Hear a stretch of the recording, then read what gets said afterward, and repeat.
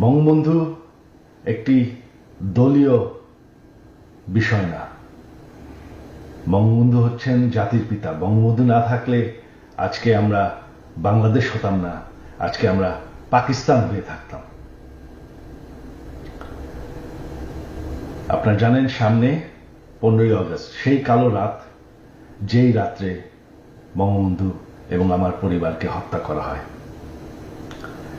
আমার আহ্বান বাঙালি জাতির কাছে যে আপনারা যদি স্বাধীনতার চেতনায় বিশ্বাস করেন, আপনারা যদি বাংলাদেশকে ভালোবাসেন, আর এই যে বাংলাদেশে বাস করছেন এটাকে মেনে নেন যে বঙ্গবন্ধু আপনাদেরকে স্বাধীনতা দিয়েছে, আমাদেরকে স্বাধীনতা দিয়েছে। এই 15ই আগস্ট আমার আহ্বান আপনাদের প্রতি, শান্তিপূর্ণভাবে 32 নম্বরে গিয়ে